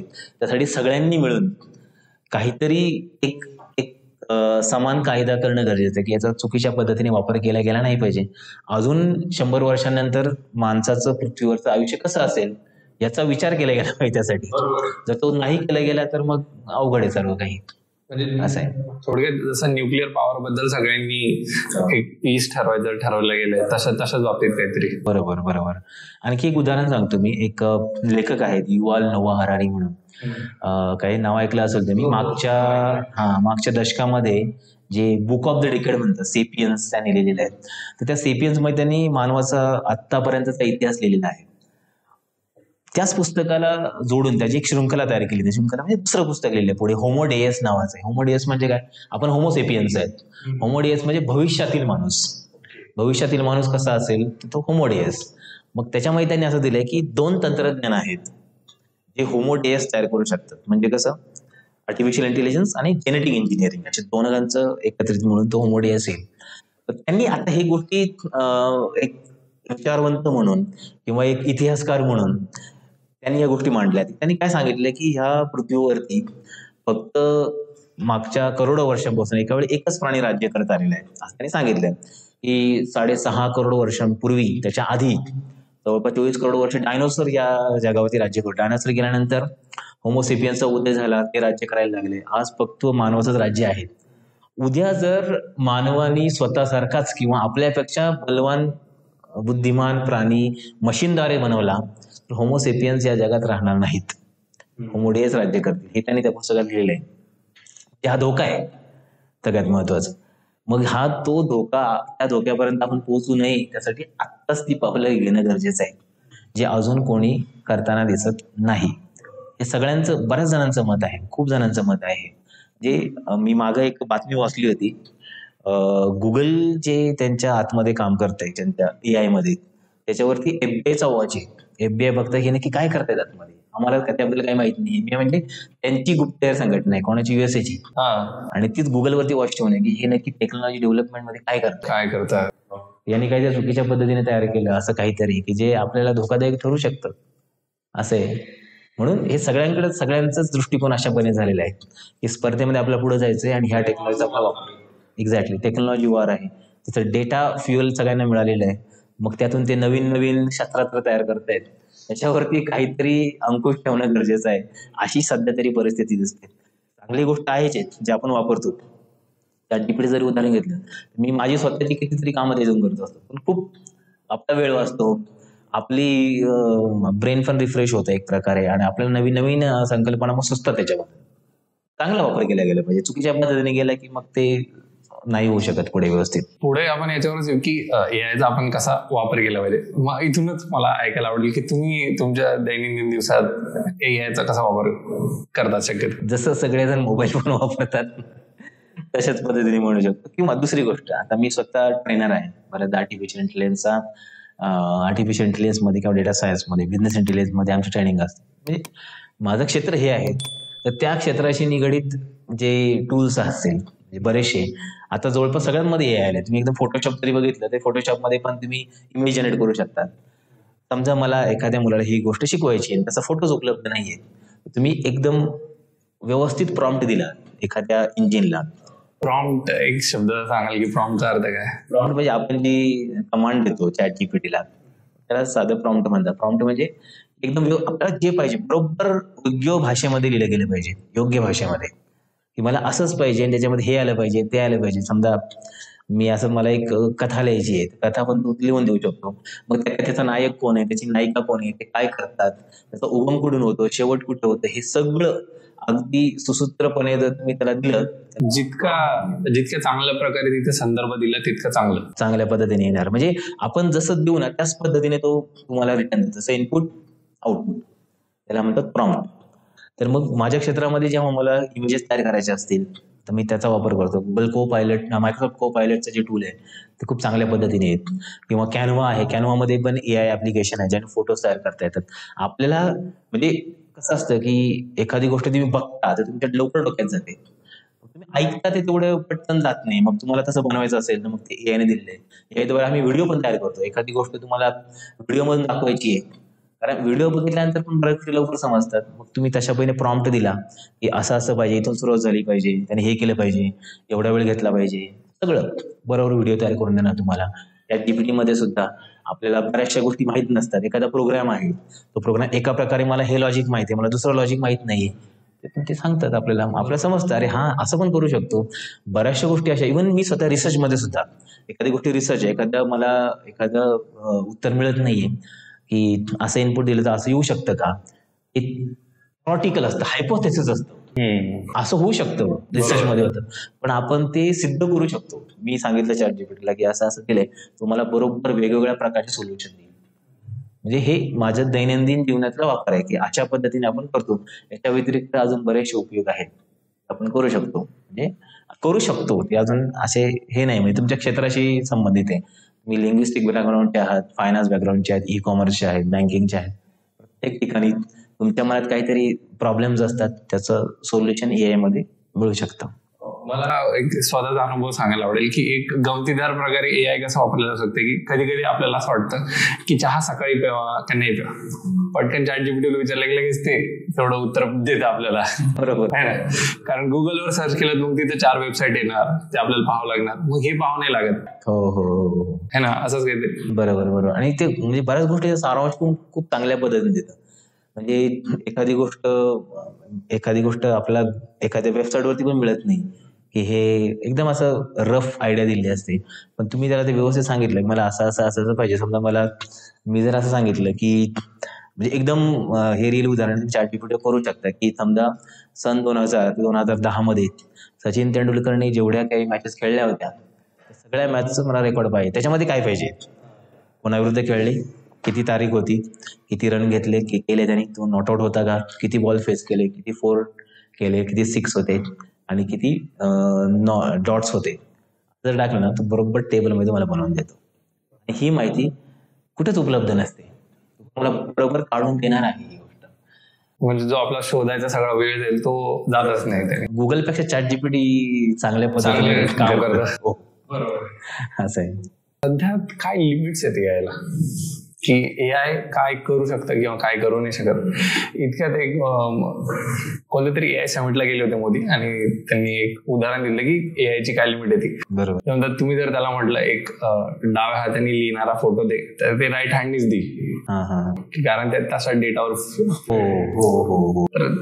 म्हणजे त्या डायरेक्शन मध्ये की AIच्या सध्या काय लिमिट्स आहेत. बरोबर. आता ते तुम्ही उदाहरण जे सांगितलं ना, ते भारत आणि फ्रान्स यांनी मिळून एक AI समिट म्हणजे वर्ल्ड वाईड AI समिट केले पॅरिसमध्ये. तर तिथे म्हणजे भारत आणि फ्रान्स हे दोघेही त्याचे यजमान होते. तर तिथे त्यांनी सांगितलं होतं, याला बायासिंग म्हणतात. जे आता सांगितलं, बायासिंग म्हणजे काय की फेवरिझम करणं. एखाद्याला सांगितलं की हा माझ्या जवळचा आहे, माझ्या ओळखीचा आहे, म्हणून मी याला प्राधान्य देणार, याला बायस्ड असं म्हणतात. तर बायसिंग जे AIचा मोठा प्रॉब्लेम. कारण कसं होतं की AIला जो डेटा दिलेला आहे ना, तो जर बायस असेल, म्हणजे आपण जी माहिती देतो त्यानुसारच तो लर्न करणार आहे. म्हणजे एखादं लहान मुलं आहे, त्या लहान मुलाला जसं आपण शिकवणार तसंच तो पुढे वाढत राहतो. आजूबाजूला जे बघ त्यानुसार वाढत राहतं. तसंच आहे AI मध्ये नुसतं. तुम्ही दिलेली माहिती जर एकाच पद्धतीची असेल, एकाच प्रकारची असेल, तर तो तशाच पद्धतीचं उत्तर देणार आहे. तसं त्यांनी पण सांगितलं की तो डाव्या हाताने उजव्या हाताने दाखवलं, कारण त्याला डेटाना इनपुट जे दिले होते इमेजेस, तर ते डाव्या हाताचे नव्हतेच. त्यामुळे त्याला असं माहितच नाही की लिहिण्यासाठी डावा हात वापरला जातो. आपण जी माहिती देतो त्याच माहितीचा वापर करून तो पुढे सगळं काय तयार करायचं असतो. आपण दिलेली माहिती जर चुकीची असेल, ती बायस असेल, एकाच विशिष्ट दिशेने जाणारी असेल तर तो उत्तर योग्य देणार नाही. त्याच्यामुळे माहिती, त्याला जी माहिती इनपुट म्हणून दिली जाते, जो डेटा दिला जातो, त्या डेटाचा दर्जा, त्या डेटाची गुणवत्ता, म्हणजे त्या गुणवत्ता याच्यावरून ठरते की ते बायस आहे की नाही आहे, त्याची एकंदरीत साईज किती आहे, ह्या सगळ्या गोष्टींचा वापर करूनच केला जातं. मग तुम्हाला जी माहिती द्यायची ना ती एकदम न्यूट्रल म्हणू आपण, की जी कोणाच्याच दिशेने कोणाच्याच बाजूने नाहीये, अशी दिल्यानंतरच तो उत्तर तुम्हाला एकदम योग्यपणे देऊ शकते. हे सगळ्यात मोठं लिमिटेशन आहे. आणि उपलब्ध असणारा डेटा हे दुसरं प्रॉब्लेम आहे, की काही अशा गोष्टी की ज्याचं उत्तर तुम्ही शोधू शकत नाही, कारण तुमच्याकडे तेवढा डेटाच नाहीये. सगळं डेटावरतीच चालतं ना, डेटा फ्युएल आहे, मी सांगितलं तसं त्याच्यावरतीच चालणार आहे. डेटा जर नसेलच तुम्ही कामच करू शकत नाही. बऱ्याचदा काय होतं की विद्यार्थी आमच्याकडे येतात की सर मला हे असा प्रोग्राम, असा प्रोजेक्ट करायचा आहे, तर मी करू का? म्हणजे काहीतरी फॅसिनेटिंग आयडिया असते, काहीतरी वेगळं काढलेलं असतं. त्याला एकच प्रश्न विचारायचा, त्यासाठी लागणारा डेटा आहे का तुमच्याकडे? नाहीये सर. डेटा नसेल तर त्याचं उत्तर काढू शकत नाही. मग सगळ्यात पहिले हे काम कर, आधी डेटा तयार कर किंवा डेटा मिळव. जर तो मिळाला तरच तुम्हाला येतं. एक रूल आहे डेटा AI मध्ये, garbage data in, garbage data out. म्हणजे तुम्ही जेवढे इनपुट चुकीचं द्याल तर चुकीचं आउटपुट येणार आहे, तर तुम्ही योग्य इनपुट दिलं तरच योग्य आउटपुट येणार आहे. अशाच पर्यंत. त्यामुळे डेटाची क्वालिटी आणि डेटाचा जो बायसनेस आहे हे खूप महत्वाचा रोल ह्या ठिकाणी घेतं. आणि तो जर नसेल तर मग AI चांगल्या पद्धतीने काम करणार नाही. आणि सगळ्यात महत्वाचं कसं आहे माहिती आहे का, म्हणजे AIचा उगम झाला 1950च्या दरम्यान साधारणतः, पण यायला एवढ्या वेगाने वाढण्यासाठी एवढी वर्ष का लागली? म्हणजे त्या शतकात 2010 पासून त्याचा वाढ होत चालली, कारण तेवढा डेटाच नव्हता ना, तेवढी कॉम्पिटिशन पॉवर पण नव्हती. डेटाच नसेल तर तो काम नाही करू शकत. डेटा आत्ता वाढायला लागलाय. आता आपल्या सगळ्या सुविधा, सगळ्या ज्या सर्व्हिसेस आहेत सगळ्या ऑनलाईन झाल्यात, सगळं डिजिटाईज झालं, सगळा डेटा तयार झाला ना. डेटा तयार झाल्यामुळे त्यांना ते सोपं झालं अल्गोरिदम तयार करणं. त्याच्यामुळे, आणि तरी सगळं झालेलं नाही अजूनपर्यंत. अजूनही अशा काही गोष्टी आहेत ज्या तुम्ही लगेच काही प्रेडिक्ट नाही करू शकत, म्हणजे कोणताही निर्णय घेऊ शकत नाही, किंवा तो काही सांगू शकत नाही, कारण त्याच्याकडे त्याचा डेटाच उपलब्ध नाहीये. बऱ्याचदा ChatGPTला तुम्ही असा काहीतरी एकदम किचकट प्रश्न विचारला ना, तसं उत्तर देतो, याचा डेटा माझ्याकडे नाहीये. तेच कारण आहे, म्हणजे हा सगळ्यात पहिली समस्या आहे जी AI मध्ये आज आहे. पण जर सगळ्या गोष्टींचा डेटा जर त्याला दिला ना, तो खूप चांगल्यापणे काम करू शकतो. अजूनही बऱ्याच ठिकाणी आहे स्कोप, असं म्हणू त्याला, की AI मध्ये करता येऊ शकतं. अजून एक कॉन्सेप्ट मी ऐकला होता कुठेतरी, की AI हॅल्युसिनेशन, ते हॅल्युसिनेट करतं AI, असं काहीतरी. त्याला काहीतरी विचारलं आणि मग ते भलतंच बोलायला लागतं. हो. हे काय विषय आहे? ते कसं आहे, ज्यावेळेस डीपसीक पहिल्यांदा आलं होतं ना, तर टाइम्स ऑफ इंडियाने त्यांना काही प्रश्न विचारले होते, म्हणजे कशा संदर्भात. चीनमध्ये ज्या हे आहेत, काय म्हणू शकतो त्याला, कॉन्ट्रोवर्सीज, की त्याच्याबद्दल त्यांनी प्रश्न विचारले होते. मग त्यांनी असं चुकीच्या पद्धती म्हणजे दुसऱ्या डायरेक्शननी असं उत्तर, म्हणजे सरळ उत्तर न देता दुसऱ्या ठिकाणी त्यांना नेलं होतं. त्या केसमध्ये कसं होतं, की ज्यावेळेस त्याला अशा काही गोष्टी इनपुट म्हणून दिलेल्या असतील, की ही घटना आहे, ही अशा पद्धतीने झाली होती, ही घटना आहे तशा पद्धतीने झाली होती, किंवा त्याच्याकडे असं डिफरंट उत्तर नसेल काहीतरी, त्यांना दोन्ही बाजूंची उत्तर इनपुट म्हणून दिले, त्या केसमध्ये असं होतं. त्या केसमध्ये हॅल्युसिनेशन, त्याला समजत नाही आता त्यातलं उत्तर नक्की शोधायचं कसं काय, ते काहीतरी देतं. असा प्रॉब्लेम आहे. म्हणजे दोन्ही खूप वेगवेगळी फाट्या फुटलेली असतील त्याच्यामध्ये, तर त्या फाट्यांमधलं कोणतं उत्तर त्याला बरोबर आहे हे त्याला कळतच नाही. त्याच्याकडे आर्टिफिशियल ब्रेन आहे, आपलं विचार करण्याची शक्ती वेगळ्या पद्धतीने असते, तो आर्टिफिशियल आहे. त्यामुळे आर्टिफिशियल त्याला त्याच्यावरतीच काम करणार, उत्तर एकदम आपल्याला योग्य किंवा अपेक्षित मिळेल अशी खात्री देता येत नाही. पण मग हे सगळ्या केसमध्ये नाही, 1-2% वेळात होऊ शकतं, बाकी तुम्हाला 98% वेळेत तुमचं उत्तर योग्यच असणार आहे. एवढं तरी आतापर्यंत अनुभव पण नुसार मी सांगू शकतो. असं आहे. सध्याच्या काळात समजा आता एक जे कॉलेजमध्ये शिकतायत, टेक्निकल बॅकग्राऊंड मध्ये आहेत असं अजून करू सध्या, की जे इंजिनिअरिंगला आहे वगैरे, आणि त्यांना डेटा सायन्स फील्डमध्ये जायचंय, मग त्यांनी काय रोडमॅप असायला पाहिजे, त्यांनी काय शिकायला पाहिजे, किंवा कसे इंटर्नशिप्स काय केलं पाहिजे? सगळ्यात महत्वाची गोष्ट आहे सांगतो, की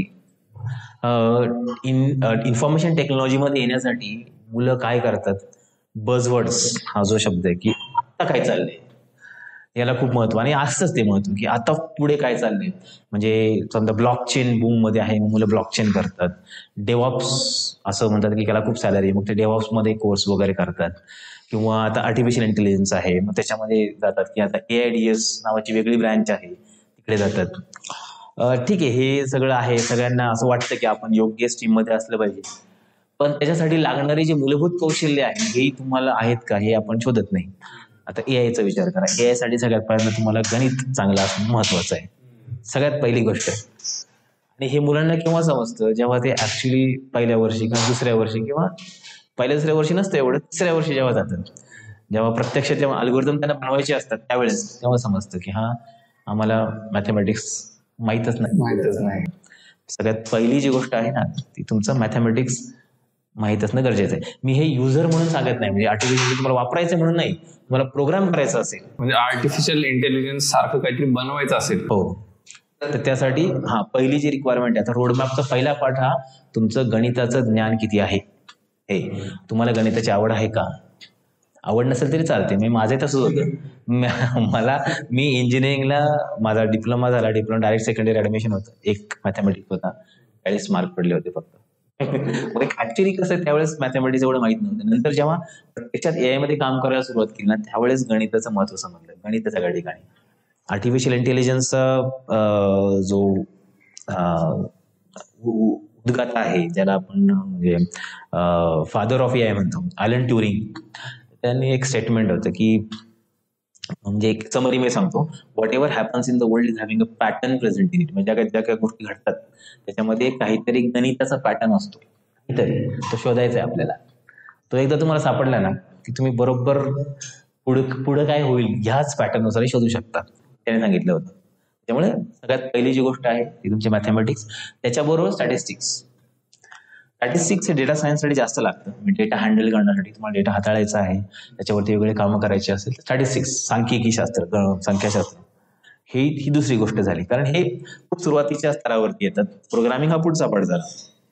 मॅथमॅटिक्स, स्टॅटिस्टिक्स माहीत नसेल, एकदम तोंड ओळख असेल किंवा थोडीशी एक सरासरी ओळख असेल तरी चालू शकतं. तोंड ओळख नाही, तोंड ओळखच्या पुढेच पाहिजे थोडंसं, हे सगळ्यात महत्वाचं. स्टॅटिस्टिक्स पाहिजे माहीत, त्यावरती कसं काम होतंय. त्याच्यानंतर तिसरी गोष्ट प्रोग्रामिंग लँग्वेज. हे सगळं प्रोग्रामिंग आहे, प्रोग्रामिंग लागतं याला हे डेव्हलप करण्यासाठी. तर मग प्रोग्रामिंग लँग्वेज आता सध्या सगळ्यात जास्त वापरली ती पायथॉन प्रोग्रामिंग लँग्वेज आहे. याच्या व्यतिरिक्त बाकीचे लँग्वेज पण आहेत, पण जगातले जवळपास 86% डेव्हलपर एआय आणि डेटा सायन्स मध्ये काम करणारे ही पायथॉन प्रोग्रामिंग लँग्वेज वापरतात. त्यामुळे पायथॉन प्रोग्रामिंग माहीत असलं पाहिजे. ही तिसरा स्तर आला. आणि त्याच्यानंतर मग पुढे येतं तुम्हाला एआयच्या ज्या टेक्नॉलॉजीज आहेत त्या शिकायच्या. त्यातली पहिली गोष्ट आहे machine learning. Machine learning is brain of artificial intelligence. म्हणजे आर्टिफिशियल इंटेलिजन्सचा मेंदू आहे मशीन लर्निंग. आज म्हणजे कसं आहे की जगातले आतापर्यंत मागच्या 70 वर्षामध्ये एआय जसं डेव्हलप होत गेलं, त्याच्यामध्ये जर तुम्ही बघितलं 2 प्रकारच्या वेगळ्या पद्धती आहे एआय बनवण्यासाठीची. एक आहे ट्रॅडिशनल मेथड, पारंपरिक, जी वर्षानुवर्ष चालत आलेली. म्हणजे कॉम्प्युटर प्रोग्राम लिहायचा आहे तुम्हाला तर एकदम हाय लेवलचं इंटेलिजन्स लागतं आपल्याला, की मला चेसचा गेम बनवायचा समजा. विचार करा की चेस गेम कसा बनवणार, एवढ्या पॉसिबिलिटीज असतात त्याच्यामध्ये. मग ते ट्रॅडिशनल मेथड होती ती. पण मग ह्या शतकामध्ये मशीन लर्निंग आलं, आणि मशीन लर्निंगने काय झालं की आधी काय झालं होतं, तो जो अनुभव आहे, तो डेटा आहे, तो इनपुट म्हणून दिला त्याला, आणि त्याचा वापर करून आपण पुढे प्रिडिक्शन करायला लागलो. त्याला मशीन लर्निंग म्हणतात. तर ही चौथी गोष्ट म्हणजे मॅथमॅटिक्स, स्टॅटिस्टिक्स, प्रोग्रामिंग लँग्वेज, आणि चौथं आहे मशीन लर्निंग. कारण मशीन लर्निंग मध्ये शिवाय काहीच होत नाही प्रत्येक गोष्टीमध्ये. तुम्ही पण ऐकलं असेल की AIML असं, AIMLच असतं. हो, कारण मशीन लर्निंग हा त्याचाच भाग आहे, एआयचाच भाग आहे. त्याच्यामध्ये आधीच्या डेटामध्ये पॅटर्न शोधला जातो आणि मग तुम्ही पुढे त्याचा निर्णय क्षमता त्याचा वाढवू शकता. हे झालं मशीन लर्निंग.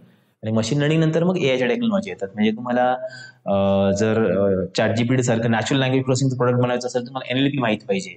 तुमचा एक हा वेगळा पाथ झाला. तुम्हाला जर इमेजवरती काम करायचं आहे, व्हिडिओवरती काम करायचं असेल तर तुम्हाला कॉम्प्युटर व्हिजन माहित असलं पाहिजे. कॉम्प्युटर व्हिजन मध्ये न्यूरल नेटवर्क माहित पाहिजे. असा हा थोडासा ऍडव्हान्स लेवलचा पार्ट झाला. रोबोटिक्स आलं, मग रोबोटिक्स मध्ये हार्डवेअरचा पार्ट आला. मग हार्डवेअरमध्ये त्यात परत IoT आलं, सेन्सर्स आले, कॅमेराज आले. ह्या सगळ्या गोष्टी पुढच्या लेवलला आल्या. म्हणजे ह्या पद्धतीने जाऊ शकतात. सगळ्यात पहिला जो मूळ पाया आहे जो गाभा आहे तो आहे मॅथमॅटिक्स. मॅथमॅटिक्स, स्टॅटिस्टिक्स, मग प्रोग्रामिंग लँग्वेज, मग ML, मशीन लर्निंग. मग तिथून कोणतं तरी स्पेशलायझेशन सगळ्याकडे सगळे करू शकता तुम्ही.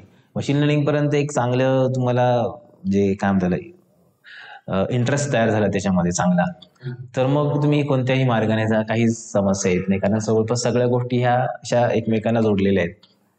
एकमेकांना जोडलेल्या आहे. म्हणजे न्यूरल नेटवर्क हे सगळीकडे वापरले जातात. जीपीटी जे आहे ना, चॅट जीपीटी, तर जीपीटी हे ट्रान्सफॉर्मर आहे, जनरेटिव्ह प्रिडिक्टर ट्रान्सफॉर्मर. हे पण त्या डीप लर्निंगच्या पुढे येतं. मग असं पुढे जाऊ शकतं, एक एक पायरी करत पुढे पुढे. मग त्याच्या वेगळ्या स्टेप. आता जनरेटिव्ह AI वापरतो आपण. जनरेटिव्ह AIच्या आधी हे कॉम्प्युटर विजन येतं, नॅचरल लँग्वेज प्रोसेसिंग येतं. त्या सगळ्या गोष्टी, मूलभूत गोष्टी ह्या माहीत असल्या की मग तुम्ही तिथपर्यंत जाऊ शकता. डायरेक्ट तिथे नाही जाऊ शकत.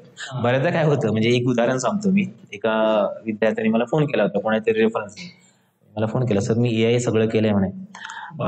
म्हणजे हा मला सगळं माहिती आहे सर, हे मला आता सांगा काय करू मी.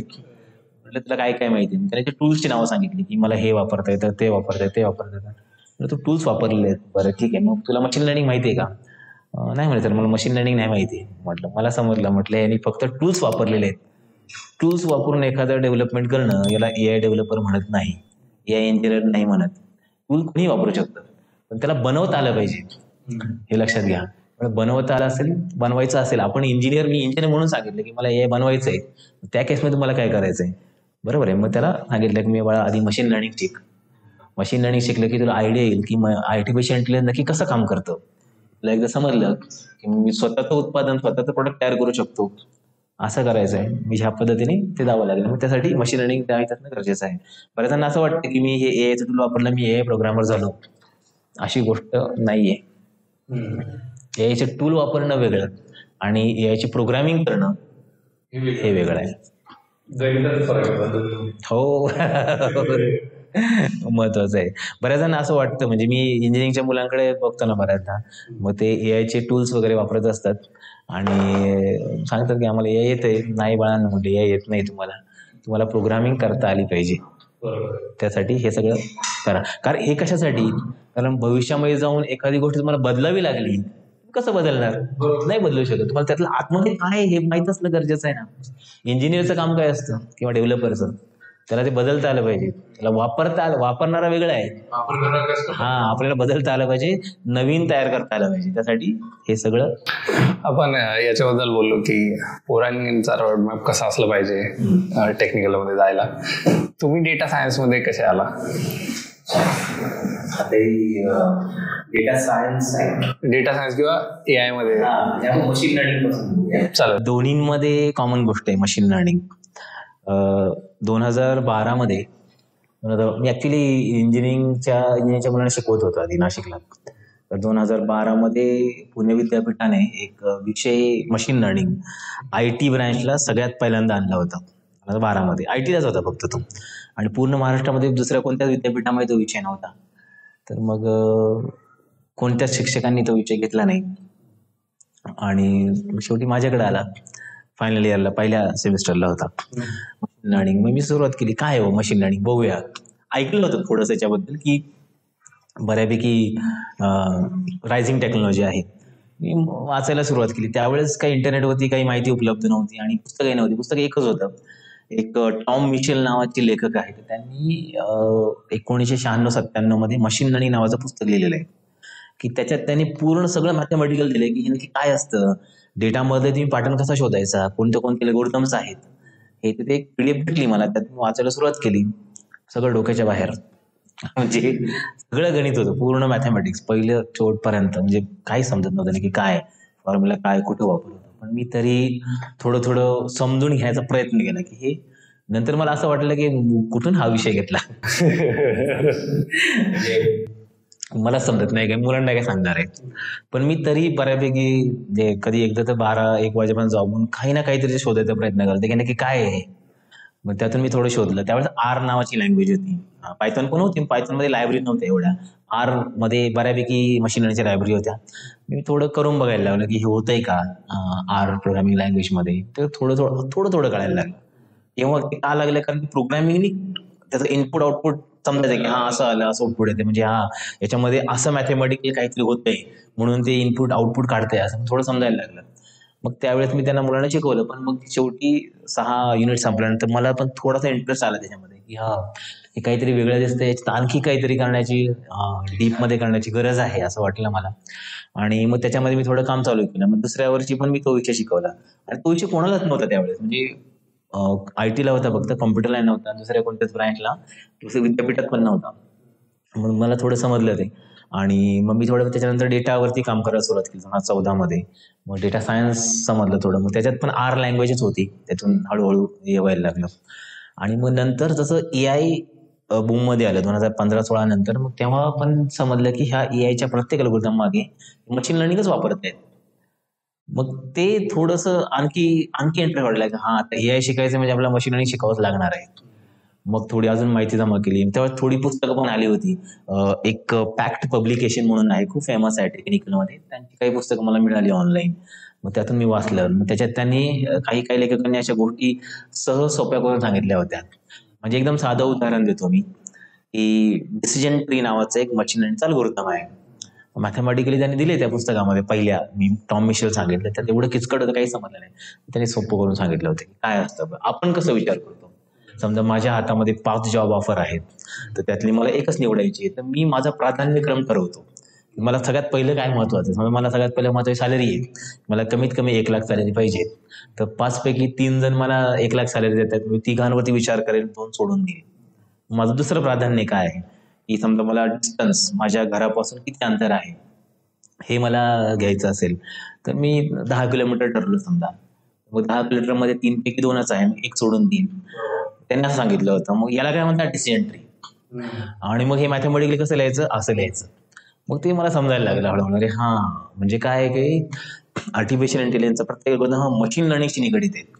आणि मशीन लर्निंग हे आपण जे विचार करतो ना, तेच फक्त मॅथमॅटिकली मांडलेलं आहे. हे मला तेव्हा समजलं 2015-16 मध्ये. मग मी प्रत्येक अल्गोरिदम तसाच विचार करायला लागलो, की हे असं आहे, मग हे आपण कसं करत असू. मग ते कळायला लागलं. जेव्हा त्या गोष्टी कनेक्टेड आहे ते समजलं ना, तेव्हा त्याच्यामध्ये आणखी इंटरेस्ट यायला लागला. आता हे कळू, यस समजणार आहे मला. आणि व्हायलाच लागलं. 2016 पासून प्रत्येक अल्गोरिदम एकदम परफेक्टली समजलं मला, की हे असंच आहे, याचा संबंध याच्याशी असा आहे, आणि ह्या फॉर्म्युल्याचा, या मॅथमॅटिक्सचा इथे काय उपयोग आहे हे डोक्यात घुसलं. म्हणजे एक आपण म्हणतो ना, की जेव्हा एखादी मॅथमॅटिक्स शिकवलं जातं शाळांमध्ये, की ते फक्त सांगतात की हा फॉर्म्युला आहे, ही स्टेप आहे, असं असं असं जायचंय. ते रट्टा मारण्यासारखं आहे. पण जेव्हा तुम्ही त्याचं प्रॅक्टिकल ऍप्लिकेशन बघता ना, तेव्हा समजतं की याचा उपयोग इथे आहे.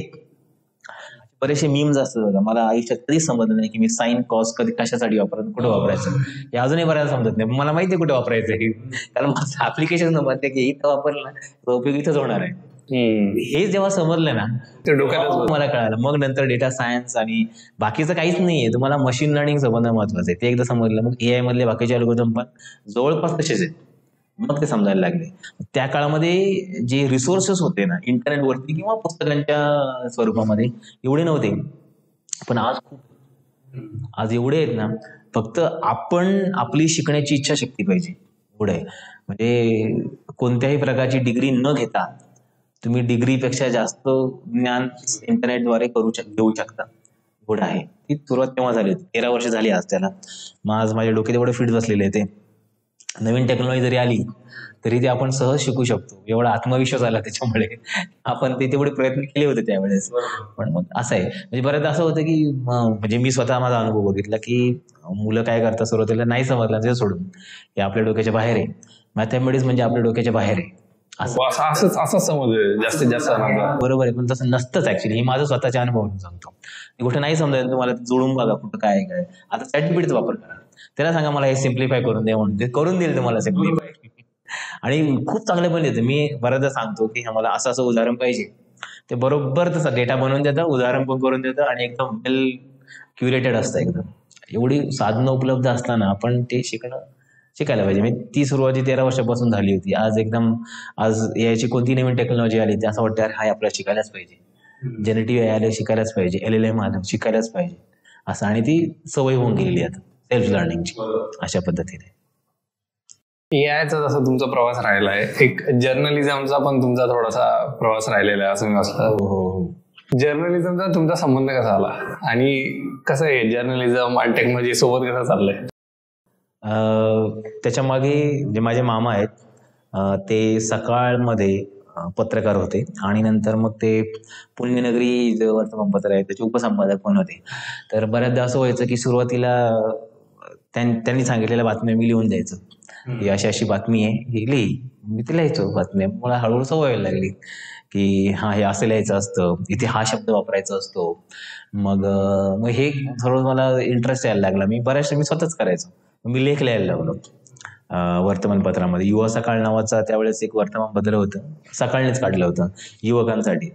त्याच्यामध्ये मी सगळ्यात पहिल्यांदा लिहिलं होतं छोटंसं काहीतरी, प्रकाशित झालं. खूप आनंद झाला. अरे वा, मी लिहिलं, माझं नाव पेपरमध्ये आलं आहे स्वतःचं. मग थोडंसं हुरूप येतो ना आपल्याला. मग ती लिहायला सुरुवात केली. मग त्याच्यात मामांनी पण मला सपोर्ट केला की हा तू लिही. मग त्यांना पण बऱ्याचदा मदत करायचं. मग ते हळूहळू करायला लागलं. मग नंतर असं वाटलं की आणखी एक महत्वाची गोष्ट, जेव्हा मी इंजिनिअरिंग करत होतो थर्ड इयरला असताना मी युवा सकाळ जे पेपर आहे सकाळचा त्यावेळेस होता, त्याचा मी अधिकृत बातमीदार होतो. म्हणजे कसं होतं की महाविद्यालयामध्ये ज्या घडामोडी होतात ना त्या सगळ्या त्यांना पाठवायच्या. विद्यालयामध्ये. मग ते प्रकाशित व्हायचे तिथे असं. मग मला आधीपासून अनुभव असल्यामुळे त्याचा खूप फायदा झाला. मग ते एक एक व्हायला लागले. मला पण आवडायला लागले की आपण लिहिलं प्रकाशित होतंय ना, मग याचा अर्थ काहीतरी चांगलं आहे. म्हणजे असं मग त्यांनी हुरूप आला, मग लिहायला लागलो. आणि मग नंतर मी अधिकृत पदवी पण घेतली टिळक महाराष्ट्र विद्यापीठामध्ये. मामांनी आम्ही बरोबरच होतो त्यावेळेस. मग ते घेतलं आणि मग चालू झालं. थोडंसं वाचनाची आणि लिखाणाची दोन्हींची आवड होती. वाचनाची आवड होतीच, पण मला आज वाचनापेक्षा लिखाणाची जास्त आवड आहे. हे लिहिलं पाहिजे लगेच, हे लिहिलं पाहिजे. मग मी एखादी गोष्ट आली की पहिल्यांदा लिहितो, मला शांत वाटतं. ती सुरुवात तेव्हापासून झाली होती. मग आता वर्तमानपत्र वाचतो किंवा कोणतेही नवीन पुस्तकं प्रकाशित झाले असेल जे वाचतो, मग त्यातून आपला शब्दसंग्रह वाढतो, ज्ञान वाढतं.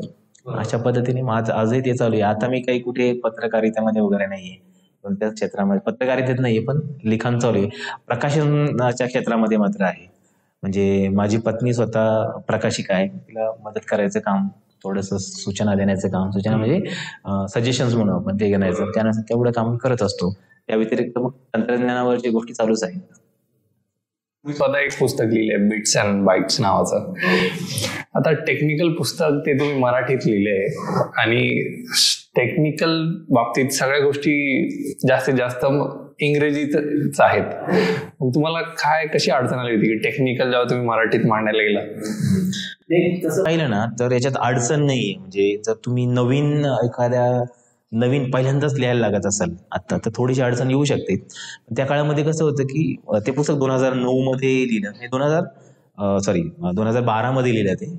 आणि ते एक लेख संग्रह होता तो एका नाशिकमधल्या एका वर्तमानपत्रामध्ये. पूर्ण वर्षभर मी लिहित होतो स्तंभ. तर संगणकाचा इतिहास पूर्ण आहे त्याच्यामध्ये, की एकदम अबॅकस पासून त्या काळापर्यंत. म्हणजे त्या काळात ऑर्कुट नावाचं एक सोशल मीडिया होतं. हो, बरोबर. शेवटचं होतं असं आपण म्हणून. तिथपर्यंत सगळा प्रवास कसा होता सगळ्यात असं लिहायचं होतं मला. मग त्याच्यामध्ये काही टेक्निकल टर्मिनॉलॉजी असतात ना. समजा ट्रान्झिस्टर आहे, त्याला काही मराठी नाव नाही. किंवा फ्लिप फ्लॉप आहे, यांना मराठी नाव नाहीये. माऊस, कीबोर्ड यांना मराठी नाव नाही. ती नावं तशीच ठेवली. बाकी जे वर्णन आहे ना फक्त मराठीमध्ये. आता पण तसंच होतं. आता पण बरेच जण म्हणजे आता NEP नुसार आहे ना, नवीन जो अभ्यासक्रम आहे त्याला तुम्ही मराठीमध्ये मुभा दिलेली आहे अखिल भारतीय तंत्र शिक्षण परिषदेने. पण मग त्यावेळेस शिक्षकांचा अशीच समस्या येतात की सर मग हे मराठीमध्ये कसं म्हणायचं, याला माऊसला मराठीत काय म्हणायचं? म्हणजे माऊसला मराठीत माऊसच म्हणायचंय. मला वर्णन सांगताना मराठीत सांगायचंय असं. बाकी जे टेक्निकल वर्ड्स आहेत, तांत्रिक शब्द जे आहेत ना ते तसेच ठेवायचे. बाकी वर्णन मराठीत करायचं. मग मी तेवढंच केलं होतं. ते शब्द आहे ते तसेच राहिलेत. बरोबर आहे. समजा मायक्रोसॉफ्ट पेंट याचा मी इतिहास लिहिलेला आहे, तर मायक्रोसॉफ्ट पेंटला मी काही वेगळं नाव लिहिलं नाही. मायक्रोसॉफ्ट ही कंपनीचं नाव आहे, कॉमन नाव नाही, प्रॉपर नाव आहे, सॉरी. ते काय आपण बदलत नाही, ते तसेच राहतात. मग त्या पद्धतीने रचना करून मी ते लेख लिहिले. मग त्या लेखांचं आपण पुस्तकामध्ये हे केलं. त्या पुस्तकाला अच्युत गोडबोलेंनी स्वतः प्रस्तावना दिली होती त्यावेळेस मध्ये. आणि आता 15 वर्षानंतर आम्ही ते पुस्तक परत आणतोय. फक्त त्याच्यामध्ये मागच्या 15 वर्षात ज्या गोष्टी झाल्या त्याच्यामध्ये आणखी 32 वेगळे लेख त्याच्यामध्ये असणार आहेत तेच पुस्तक. आणि बिट्स अँड बाईट्स नंतर पायथॉन प्रोग्रामिंगचं पुस्तक लिहिलं मराठीमध्ये. त्यावेळेस तसं झालं होतं की प्रोग्रामिंग लँग्वेज मधल्या ज्या संकल्पना आहेत, जी नावं आहेत आपण वापरतो, लूप, व्हॅरिएबल, कीवर्ड, याला मराठी प्रतिशब्द नाहीच आहे. कारण मराठी नाही, दुसऱ्या भाषेत पण नाहीये. मी स्वतः बरीचशी पुस्तक, मला स्पॅनिश लँग्वेज मध्ये पुस्तकं वाचली मी, टेक्निकल, त्यांनी तेच केले. व्हॅरिएबलला व्हॅरिएबलच म्हटलेलं आहे, कीवर्डला कीवर्डच म्हटलेलं आहे, कॉन्स्टंटला कॉन्स्टंटच म्हटलेलं आहे. त्यांनी नाव बदललेली नाहीयेत. आपण तसंच करायचंय. फक्त आपण वर्णन करताना आपल्या भाषेत करायचे, पारिभाषिक शब्द जे आहेत तेच वापरायचे, ते काय बदलणार नाहीयेत. बरोबर. त्यांना आपण एक प्रॉपर नाऊन असं म्हणू की जसं ते बदलणार नाही. माझं नाव इंग्लिशमध्ये वेगळं नाही होणार आहे, तसंच. फक्त समजणं महत्वाचं आहे. मग त्या दृष्टीने आपण ते पुस्तकं लिहिली. त्यातले कॉन्सेप्ट तुम्ही मराठीत मांडले? मराठीत मांडलेले आहेत. हा, बरोबर. सर्व मराठीमध्ये आहेत. फक्त जे कीवर्ड्स आहेत ते शब्द तसेच्या तसेच लिहिलेले आहेत. कसं लिहिलं तुम्ही ते पुस्तक? म्हणजे लेख आहेत ना ते? हा, पहिले बिट्स अँड बाईट्स. आणि आता तुम्ही अजून त्यात 3 लेख आणणार आहात, 32 लेख आणणार आहात. मग त्यासाठी कशी रिसर्च लागली तुम्हाला, किंवा कसं तुम्ही ठरवलं की हे इथं जाईल, हे इथं जाईल, मग याच्यानंतर हे येईल? बरोबर. आणि या पूर्ण प्रवासातली कोणती सर्वात आवडणारी गोष्ट तुम्हाला? हा जो क्रम आहे ना, तो क्रम मला ओपन सोर्स फॉर यू नावाचं एक मॅगझिन आहे, लिनक्स फॉर यू होतं त्यावेळेस, नाही लिनक्स फॉर यू नाही, डिजिट नावाचं मॅगझिन होतं. लिनक्स फॉर यू वेगळं होतं, डिजिट नावाचं मॅगझिन. तर डिजिटने एक पुस्तिका प्रकाशित केली होती की त्यांनी दिलं होतं की संगणकाचा इतिहास कसा होता, छोट्या छोट्या गोष्टीमध्ये असं. मग त्याच्यात मला क्रम सापडला की आधी काय होतं, नंतर काय होतं, मी कुठून सुरुवात झाली अबॅकस पासून इथपर्यंत. मग त्याला तो क्रम मला सापडला की हा, अशा पद्धतीने आपण लिहू शकतो. मग त्यात तो क्रम मी घेतला आणि मग क्रम करून मग ती माहिती मला कुठे मिळेल हे सगळ्यात पहिल्यांदा शोधलं. सगळ्यात पहिली गोष्ट, बरीचशी माहिती आपल्याला म्युझियमच्या साईट असं, म्हणजे इंग्लंडमध्ये चार्ल्स बॅबेज म्युझियम आहे, त्यांनी संगणकाचा सगळा इतिहास त्यावेळेसची जी आहेत बनवलेले हे त्याच्यात हे ठेवले, त्यांनी सगळं मांडलेले आहे ते. त्याबाबतीत इतिहास त्यांनी लिहिलेला आहे. हे बऱ्याच जणांना माहित नाही तिथे असेल. हो, असं आहे. आणि अशा बऱ्याचशा वेबसाईट्स आहेत की त्यांनी केल्या, आपल्या इथे नाही, म्युझियमच्या वेबसाईट आहेत. त्यांनी सगळं तिथे फोटो काढून ठेवले, त्याच्याबद्दल थोडीशी माहिती लिहिली आहे, ती माहिती असेल. आणखी काय पुस्तकं आहेत, समजा एक पुस्तक आहे व्हॉट द डॉर्माउथ सेड, तर हे पुस्तक कोणालाच माहित नाहीये, त्याचं कोणत्या भाषेत भाषांतर पण नाहीये.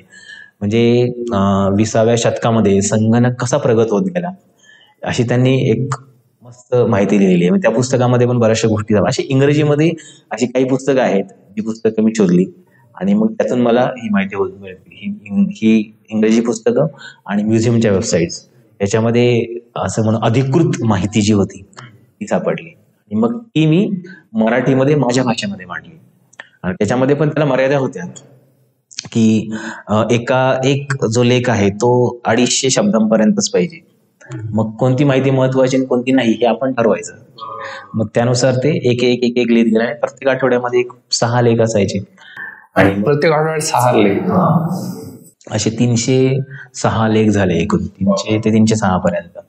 असं करत करत मग ते एक प्रकाशित होत गेले. त्यातून मला पण आयडिया यायला लागलं की कोणती गोष्ट इथे पाहिजे. काही गोष्टी दिलेल्याच नव्हत्या. समजा मी जसं माऊसचं सांगितलं, माऊसचा शोध कसा लागला दिलाच नव्हतं. मी स्वतः शोधलं की मी बघायचं का आता हे कम्प्युटरचं हे आहे, समजा कंट्रोल झेड आहे, कोणी शोधलं कंट्रोल झेड. कोणाला सगळ्यात पहिल्यांदा समजलं की कंट्रोल झेड केलं, अंडू केलं पाहिजे, ही गोष्ट आहे. किंवा कम्प्युटर सिस्टीम मध्ये सीमॉस बॅटरी असते, ती बॅटरी संकल्पना नक्की कुठून आली हे मी असं शोधत गेलो. ते दिलं नव्हतं त्याच्यामध्ये क्रमामध्ये. मीच डोकं लावलं की हा, हे नाही याच्यामध्ये, हे नाहीये, ते नाही. ऑरकुट दिलं होतं, ते पण नव्हतं त्याच्यामध्ये. मी स्वतः ठरवलं की आता आपण वापरतो विकिपीडिया, ते पण दिलेलं नव्हतं. विकिपीडिया जगातला सगळ्यात मोठा ज्ञानाचा स्रोत मानला जातो. त्याची सुरुवात कशी झाली, मग मी हे असंचपणे शोधत गेलो आणि मग ते एक क्रम तयार झाला आणि खूप चांगलं पुस्तक तयार झालं. आणि मी स्वतः अच्युत गोडबोलेने त्याला प्रस्तावना दिली होती आणि त्याच्यामुळे त्यांनी परत दिलेलं आहे की लेखकाची मेहनत त्याच्यामध्ये असते, म्हणजे सार्थक झालं. मी स्वतः त्यांना माझा आदर्श मानतो. आणि त्यावेळेस त्यांची एक 10-12 पुस्तकं होती. आज सरांची 70-80 पुस्तकं आहे त्याच्यामध्ये. पण मग त्यांनी कसं झालं की ज्यावेळेस आपण एखादी गोष्ट आपल्या मातृभाषेत म्हणतो ना, ती खूप सहज सोपी वाटते. म्हणजे बऱ्याच जणांना असं होतं की मराठीत कसं बोलायचं, असं मला तरी नाही होत कधी की मराठीत कसं बोलायचं, कारण ती सवय झालेली आहे आपल्याला आता. आणि तंत्रज्ञान क्षेत्रात काम करत असताना सुद्धा आम्ही बऱ्याचशा गोष्टी मराठीतूनच सांगत असं का मुलांना त्या खूप चांगल्यापणे समजतात. आणि महत्वाचं काय, समजणं महत्वाचं आहे. एकदा समजलं की पुढे काहीच अडचण येत नाही, असं आहे. पत्रकारितेबद्दल सर्वात आवडणारी गोष्ट काय तुम्हाला? पत्रकारितेबद्दल सगळ्यात आवडणारी गोष्ट म्हणजे मला असं म्हणू शकतो की ज्यावेळेस माझं करिअर चालू झालं तेव्हापासून आतापर्यंत असं माझ्या करिअरच्या दृष्टीने मला कधी मराठीमध्ये लिहिण्याची गरज पडली नाही. पण पत्रकारितेमुळे माझी जी आवड होती, माझ्या डोक्यामध्ये जे होतं ते मला करता आलं. एक आठवण सांगतो, मी माझं आता एक पुस्तक लिहितोय एटी नावाचं, एका इंजिनियरचे दृष्टिक आत्मवृत्त म्हणून. 6 वर्ष इंजिनिअरिंगची, 3 वर्ष डिप्लोमाचे, कसं कसं घडलं ते लिहिणार आहे. त्याच्यामध्ये पहिला जो चॅप्टर आहे त्यावेळी लिहिताना मला ही सगळी उजाळा आला की मला ऍक्च्युली इंजिनिअरिंगला ऍडमिशन घ्यायचं नव्हतं. सगळ्यात पहिलं मला लिहिण्याची आवड होती. माझी अशी इच्छा होती की 10वी नंतर आपण आर्ट्स घेऊयात आणि त्याच्यामध्ये बघू पुढे काय करता येईल. पण मी एक प्रकारे जबरदस्तीने बाकीच्यांच्या दबावामुळे याच्यामध्ये आलो आणि मग ते याच्यात चालू झालं. पण मग जी सुप्त इच्छा होती मनामध्ये की आपल्याला याच्यात काहीतरी करायचंय, ती त्या दृष्टिकोनातून पुढे आली. त्याच्यामुळे लिहिण्याची जी आवड आहे ना ती सातत्याने चालू राहिली. आजही ती चालू आहे. आज फक्त एवढंच आहे की आज आपण कागदावर न लिहिता आपण सोशल मीडियावरती लिहितो, ब्लॉगवरती लिहितोय, असं आहे. आणि ती हजारो लाखो लोक वाचतायत, हे समाधान आहे. म्हणजे ही सगळ्यात चांगली जी म्हणजे चांगलं आउटपुट जे याच्यातून आलं तेच होते की लिहिण्याची आवड जोपासली गेली. हा, मजा आली. जवळपास कन्क्लुजनच्या तिथे झालेलो आपण. तुम्हाला कसा वाटला हे ऐकायला? आम्हाला खूप आवडेल. नाही छान होतं आणि बऱ्यापैकी रिसर्च केलेला होता बऱ्याच गोष्टी. कारण कसं एखादी गोष्ट आपल्याला समोरच्याला म्हणजे कसं म्हणतात की आपल्याला माहीतच नाहीये की आपण खूपच जास्त अज्ञानी आहोत वगैरे, असं नाही वाटलं पाहिजे. सगळ्यात महत्वाचं आणि चांगलं होतं खूप. बऱ्यापैकी रिसर्च चांगला होता आणि काही गोष्टी की आपण जे संवाद साधतो ही पण जी पद्धती आहे ती खूप चांगली आहे, छान आहे. आम्हाला पण खूप छान वाटलं, कारण डेटा सायन्स बद्दल इतक्यात जे खूप सगळ्यांना ऐकून घ्यायची इच्छा असते. हो, आम्ही जरी टेक्निकल बॅकग्राऊंड मधून असलो तरी आम्ही त्यामध्ये नाही होत खूप. ते कामात येत नाही आमच्या, थोडं युज करण्यापुरतच आहे. बरोबर आहे. म्हणून आज आम्हाला पण खूप कॉन्सेप्ट क्लिअर झाले. तर धन्यवाद, तुम्ही आलात, आम्हाला तुमचा वेळ दिला. हे आहे तसं काही फार अवघड विषय नाही ना, कळावंच असेल तुम्हाला या भागाने. ते डेटावर असलेली ती गोष्ट आहे फार. पण हे जग एआयच्या दिशेने, टेक्नॉलॉजीच्या दिशेने फार वेगाने जात आहे आणि याच विषयाला घेऊन आम्ही बरेच एपिसोड आणणार आहोत तुमच्यासाठी. अशाच एपिसोडसाठी आरव स्टुडिओला सबस्क्राईब करा. मी भेटतो तुम्हाला पुढच्या भागात. जय महाराष्ट्र.